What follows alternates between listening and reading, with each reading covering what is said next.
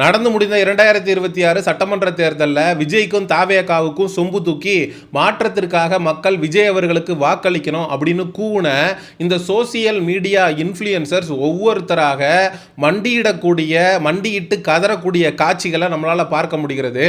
அதில் ஒருத்தன் கோயிலில் நின்றுக்கிட்டு நான் மக்கள்கிட்ட கையெடுத்து கும்பிட்றேன், விஜய்கிட்ட நான் காசை வாங்கிட்டு ரூட்டு மாஃபியா கும்பல்கிட்ட காசை வாங்கிட்டு நான் விஜய்க்கு ஆதரவாக போஸ்ட் போடலை, இன்ஸ்டாகிராமில் பதிவு போடலை, நான் ஓட்டு போட்டேன், நான் யாருக்கு ஓட்டு போட்டேன்னு சொன்னனே தவிர மக்களாகிய உங்களை யாரையும் நான் விஜய்க்கு ஓட்டு போடணும் அப்படின்னு சொல்லலை அப்படின்னு கிருஷ்ணா அண்ட் ஐசு அப்படின்னு சொல்லிட்டு 2 கப்பலாக அவங்க வீடியோஸ்லாம் போடுவாங்க.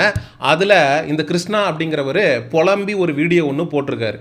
டிவிகே கட்சிக்கிட்ட இருந்தோ ரூட்டுக்கிட்ட இருந்தோ நான் ஒத்த ரூபாவாச்சும் நான் வாங்கியிருந்தேன்னா இந்த கடவுள் எனக்கு கூலி கொடுக்கணும். சரி, விஜய்க்கு ஆதரவு கொடுத்து விஜய் தான் ஆட்சி அமைக்கணும் அப்படின்னு சொல்லி வெள்ளை சட்டை பீஜ் கலர் பேண்ட் எல்லாம் போட்டுட்டு போய் ஓட்டு போட்டுட்டு இப்படி கையை நீட்டி போஸ்ட் கொடுத்து வீடியோ போட்டு தாவேகாவிற்கு வீடியோ போட்டு மக்கள் ஓட்டு போடணும் அப்படின்னு சொம்பு தூக்கிய நபர்கள் இப்போ விஜய்க்கு எதிராக பேசக்கூடியதற்கான காரணம் என்ன அப்படிங்கிறத நம்ம பார்க்க வேண்டியிருக்கு.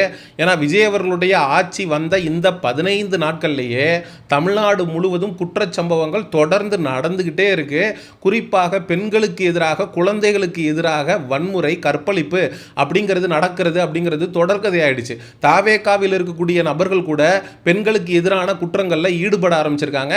தாவேகாவில் அங்கங்க அடிச்சு ஒட்டப்பட்டிருக்க பேனருக்கு கீழே தொங்கிக்கிட்டு இருக்கக்கூடிய முகங்கள் குற்ற பின்னணியில் குற்றம் செய்யக்கூடிய நபர்களாகவும் இருக்காங்க.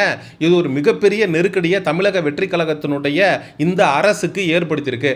ஆகா, ஐயையோ, நம்ம விஜய்க்கு ஓட்டு போட சொல்லி வாங்கின காசுக்கு மேலே கூண மேடம் கொய்யா, இப்படி நாட்டில் சட்ட ஒழுங்கு சந்திச்சிருக்குது, ஊரே காரி துப்புற மாதிரி ஆட்சி நடக்குது. நம்ம விஜய்க்கு ஆதரவு கொடுத்து ஓட்டு போட சொன்னோமே, ஓட்டு போட்டவெல்லாம் கமெண்ட் செக்ஷனில் நம்ம போடுற வீடியோக்கு கீழே எப்படா நீ விஜய்க்கு முட்டு கொடுத்த, சொம்பு தூக்குன, பீஜ் கலர் பேண்ட்டை போட்டுக்கிட்டு சட்டையை போட்டுக்கிட்டு நீங்கள் விஜய்க்கு ஓட்டு போடுங்கன்னு எந்த மூஞ்சியை வச்சுட்டா நீ பேசுகிற அப்படின்னு நாக்க பிடிங்கிட்டு சாவற மாதிரி 4 பேர் நம்ம கமெண்ட் செக்ஷன்ஸு கீழே காரி துப்புறாங்களே, நம்ம இப்போ பல்ட்டி அடிச்சா தான் கரெக்டாக இருக்கும் அப்படின்னு சொல்லி நான் ரூட்டு மாஃபியா கும்பல்கிட்ட காசு வாங்கலை, தாவேகா கிட்ட இருந்து காசு வாங்கலை, ஒரு வடிவேலு காமெடியில் நான் ஆட்டை திருடுன மாதிரி கனவு கண்டேன், முடிஞ்சு போச்சு போ பஞ்சாயத்து முடிஞ்சிருச்சு போ அப்படின்னு சொல்லி பஞ்சாயத்தை கலைச்சி விட்ட மாதிரி இப்போ பல்ட்டி அடிச்சு என்ன ராஜா பிரயோஜனம்? நீ தேர்தல் நடக்கிறதுக்கு முன்னாடி விஜய் அவர்களோட ஆட்சி தமிழ்நாட்டில் வந்தா என்னென்ன மாதிரியான பிரச்சனைகளை மக்கள் சந்திப்பாங்க அப்படிங்கிறத சிந்திச்சு நீ ஓட்டும் போட்டிருக்கணும், ஓட்டு போட மக்களையும் தூண்டி இருக்கணும். பிள்ளையையும் கிள்ளி விட்டுட்டு இப்போ தொட்டிலையும் ஆட்டி விடுறது எந்த விதத்தில் நியாயமா இருக்கும் அப்படின்னு இந்த இன்ஸ்டாகிராமில் தாவேகாவுக்கு சொம்பு தூக்கி 15 நாளில் விஜய் அவர்களுடைய ஆட்சி அப்படிங்கிறது சந்தி சிரிக்க ஆரம்பிச்சதுக்கு அப்புறம் நம்ம பல்ட்டி அடிச்சாதான் சரியா இருக்கும் அப்படின்னு நான் மட்டும்தான் ஓட்டு போட்டேன், மக்களாகிய உங்களை நான் ஓட்டு போட சொல்லி கேட்கல, நீ ஒரு இன்ஸ்டாகிராம் இன்ஃப்ளூயன்சராக இருக்க, நீ போடக்கூடிய வீடியோவை 20 லட்சம் பேர் 30 லட்சம் பேர் பார்க்குறான் அப்படின்னா அதில் சில லட்சம் பேர் இம்ப்ரெஸ் ஆகி ஐயோ நம்ம கிருஷ்ணா ஐஷு கப்புல் விலாகு இவங்க ரொம்ப நல்லவங்களாச்சே, அச்சோ இவங்களே விஜய்க்கு தான் ஓட்டு போட்டிருக்காங்கன்னா நம்மளும் போடுவோம் அப்படின்னு உன்னுடைய வீடியோவை பார்த்து இன்ஃப்ளூயன்ஸ் ஆகி விஜய் அவர்களுக்கு ஓட்டு அப்படிங்கிறத இளைஞர் சமுதாயம் போட்டிருக்குமா இல்லையா? ஒட்டுமொத்தமாக இந்த தாவேகா ஆட்சி பொறுப்புக்கு வந்ததற்கு முக்கிய காரணமே இந்த இன்ஸ்டாகிராமில் இவனுங்க போட்ட ரீல்ஸ் தான். அது மிகப்பெரிய அளவில் அவனுங்களுக்கே பேக் ஃபயர் ஆக ஆரம்பிச்சிருச்சு. இவனுங்களை நம்பி ஓட்டு போட்டவெல்லாம் இப்போ கமெண்ட் செக்ஷன் கீழே கேள்வி கேட்க ஆரம்பிச்சிட்டான். இன்னும் சொல்ல போனா ஒரு இன்ஸ்டாகிராம் இன்ஃப்ளூயன்சர் சொல்றான் அப்படின்னு கண்ணை மூடிட்டு ஓட்டு போட்டானுங்கல்ல, இவங்களுக்கு இதுவும் தேவை, இதுக்கு மேலேயும் தேவை. இந்த கிறிஸ் மற்றும் ஐஷு அப்படின்னு இந்த கப்புல் விலாக் போடுறவங்களுடைய உண்மையான லட்சணம் என்ன அப்படின்னா, ஒரு வீடியோல கணவன் மனைவி 2 பேரும் பேசிக்கிறாங்க, நாளைக்கு நமக்கு பிறக்க போற பையன் அமெரிக்காவுக்கு போறான்னு வச்சுக்கலாம், நம்ம நம்பி அனுப்பி விடுறோம்னு வச்சுக்குவோம், அவன் ஒரு வேலை பார்க்க போயிட்டு அங்க போய் பான் ஸ்டார் ஆயிட்டா என்ன பண்றது அப்படின்னு சொல்லி பேசுறான்.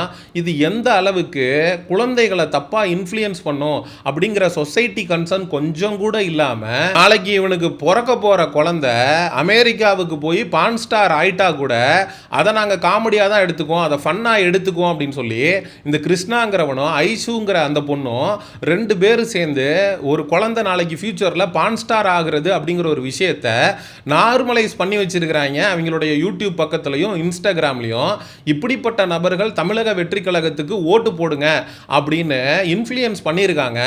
அதையும் இவனுங்க நம்பிக்கிட்டு தாவேகாவுக்கு ஓட்டு போட்டால் மாற்றம் வந்துடும் அப்படின்னு கடிவாளம் கட்டின குதிரை மாதிரி இருக்கிற எல்லாரும் white colour shirt beige colour பேண்ட்டை போட்டு போய் ஓட்டு போட்டதுக்கான விளைவுகளை இன்னைக்கு சந்திச்சுட்டு இருக்கானுங்க. கோவையில் ஒரு 10 வயது சிறுமி பாலியல் பலாத்காரம் செய்யப்பட்டு கொடூரமாக கொலை செய்யப்பட்டிருக்கா. இதே போல் தமிழ்நாடு முழுவதும் பெண்களுக்கு எதிரான குற்றங்கள் அப்படிங்கிறது தொடர்ந்து நடந்துக்கிட்டே இருக்கு. சிங்கப்பெண்கள் சிறப்பு பாதுகாப்பு படை, அதை வச்சு நாங்கள் பெண்களுக்கு எதிரான குற்றங்கள் நடக்க விடாமல் தடுத்துருவோம். பெண்கள் மற்றும் குழந்தைகளுடைய பாதுகாப்பு முதலமைச்சருடைய நேரடி கட்டுப்பாட்டில் இருக்கும் அப்படின்னு வாய்கிலேயே பேசின விஜய் அவர்கள் இந்த சிங்கப்பெண் சிறப்பு பாதுகாப்பு படை அப்படின்னு சொல்லி அந்த கார்கள்லாம் அணிவகுத்து போறத ரீல்ஸா மட்டும்தான் எடுத்து போட்டாங்களே தவிர ஒரு 10 வயது சிறுமி கற்பழிக்கப்பட்டு உயிரிழக்கிறத தடுக்க முடியாத ஒரு கையாலாகாத ஒரு அரசாக தான் இது இருக்கு.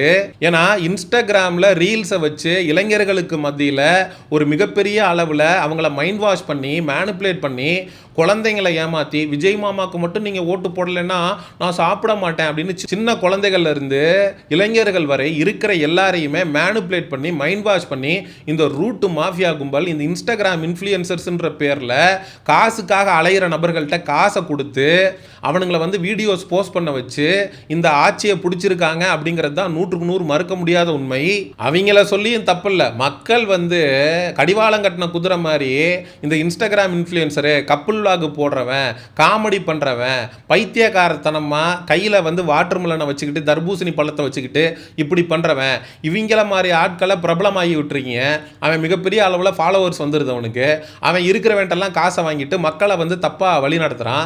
ஒரு தப்பான ப்ராடக்டை மக்கள்கிட்ட திணிக்கிறான். அப்படி தப்பாக திணிக்கப்பட்ட ப்ராடக்ட் தான் விஜய் அவர்களுக்கு அட்மினிஸ்ட்ரேஷன் ஸ்கில்லோ ஒரு லீடர்ஷிப் ஸ்கில்லோ ஒரு முதலமைச்சராகி மக்களை ஆளுவதற்கான ஒரு திறமையோ இருக்கிற மாதிரி தெரில. இதே வந்து டெல்லியில் பிரதமர் மோடியை சந்திக்க போன விஜய் 10 நிமிஷத்துக்கு மேலே பிரதமரை சந்திக்கல. அப்போது அவங்களே வந்து விஜய் அவர்களை அவாய்ட் பண்ணுறாங்க. தன்னுடைய மரியாதையை காப்பாற்றிக்க தெரியாத விஜய் அவர்கள் எங்கேருந்து தமிழ்நாட்டு மக்களுடைய சுயமரியாதையை காப்பாற்றி நம்மளுடைய முன்னேற்றத்திற்கு வழிவகுக்க போறாரு அப்படிங்கிற கேள்வியை நம்மளால எழுப்பாமல் இருக்க முடியல. தன்னை தூய சக்தி மாற்றத்திற்கான நபர் அப்படின்னு காட்டிக்கிற விஜய் இன்னைக்கு அதிமுக அப்படிங்கிற கட்சியவே ஒன்றும் இல்லாமல் ஆக்கி வச்சிருக்காரு. அதிமுகவில் இருக்கக்கூடிய எம்எல்ஏக்கள்லாம் ஆட்சியிலையும் பங்கு அதிகாரத்திலையும் பங்கு அப்படின்னு குதிரை பேரத்தின் அடிப்படையில் அதிமுகவில் இருக்கக்கூடிய எம்எல்ஏக்கள்லாம் ரிசைன்மெண்ட் வந்து தாவேகாவில் தாவ ஆரம்பிச்சிருக்கிறாங்க.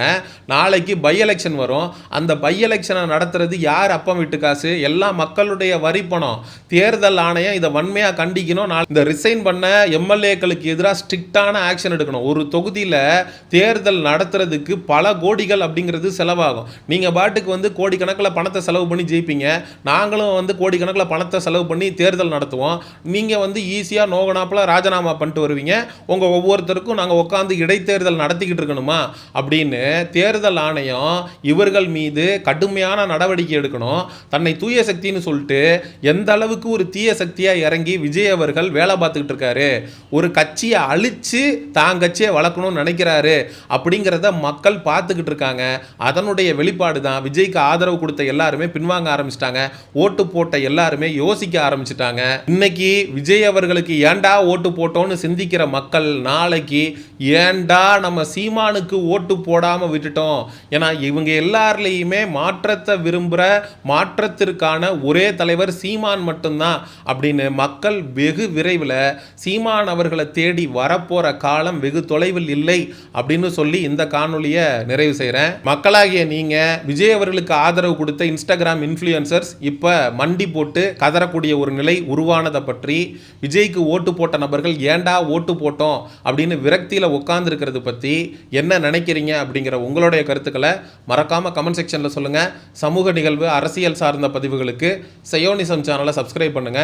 அடுத்த ஒரு காணொலி பதிவில் சந்திப்போம். நன்றி, வணக்கம்.